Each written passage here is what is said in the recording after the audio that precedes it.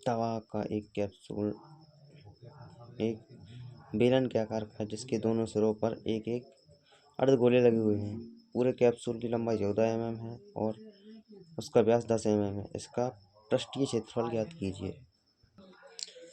Question में दिया है कि दवा का एक कैप्सूल है, वो एक बेलन के आकार का है, ठीक है, जिसके दोनों ओर क्या दो अर्धगोले एक एक अर्धगोला लगा हुआ है। पूरे कैप्सूल की लंबाई जो दी गई है अपने काज कितनी दी गई है, यहाँ से यहाँ तक की लंबाई जो है वो 14 mm दी गई है, ठीक है।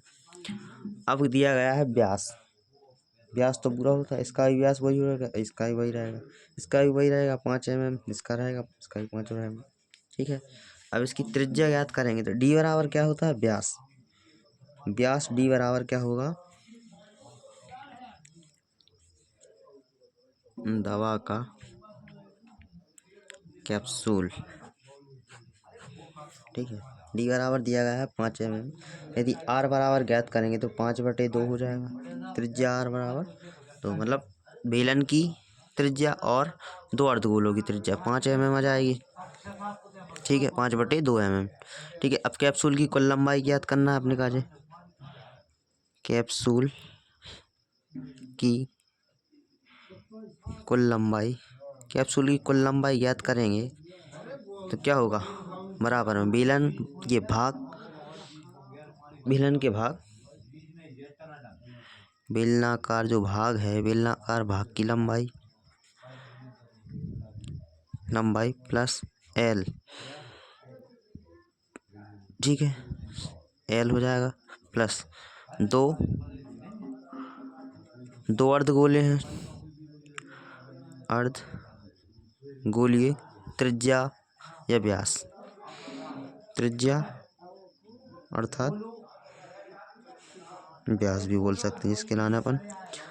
तो बेलनाकार कैप्सूल की लंबाई अपन को पता है कि 14 है, ठीक है, बराबर इस बेलनाकार भाग की लंबाई एल हो जाएगी प्लस 2 गुणित अर्धगोलों की त्रिज्या कितनी दी गई है 5 mm, सॉरी 5, ठीक है। पक्षांतर करेंगे तो बेलनाकार भाग की लंबाई आ जाएगी तो एल बराबर क्या हो जाएगा 14 - 5, तो एल बराबर कितना आ जाएगा अपना 9, मतलब जो बेलन है बेलन की जो लंबाई कितनी आ जाएगी अपनी 9 mm, ठीक है। अब अपन लगा देंगे सूत्र, कैप्सूल का संपूर्ण पृष्ठीय क्षेत्रफल,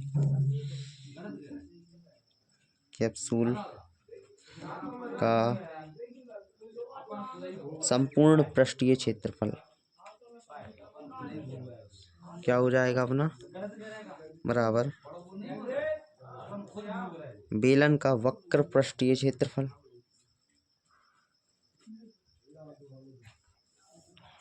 प्लस 2 गुणित अर्धगोले हैं दो तो अर्धगोलीय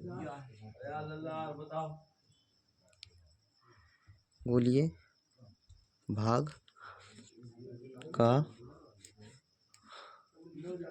वक्र पृष्ठीय क्षेत्रफल। तो कैप्सूल की संपूर्ण लंबाई के लाने अपन लिख देंगे SW बराबर क्या लिख देंगे 2πRL, बेलन का वक्र पृष्ठीय क्षेत्रफल 2πRL प्लस 2 है 2 गुणित अर्धगोले का भाग का वक्र पृष्ठीय क्षेत्रफल क्या होता है 2πR²। अब इनमें से कॉमन लो, इनमें से कॉमन क्या आ रहा है 2πR, ठीक है। इधर क्या बचा L प्लस इधर 2 और R, 2 और R बचा, ठीक है। इसमें मान रख दो क्या हो जाएगा 2 गुणित पाई का मान 22/7 गुणित R का मान क्या दिया गया है 5/2, ठीक है। L का मान क्या दिया गया है 9 प्लस 2 गुणित R का मान 5/2, इन दो से ये दो कट गए, इन दो से ये दो कट गए, ठीक है।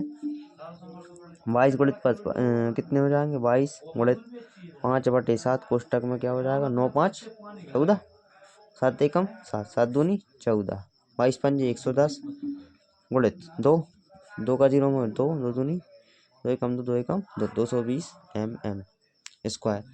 मतलब कैप्सूल की कुल लंबाई क्या हो जाएगी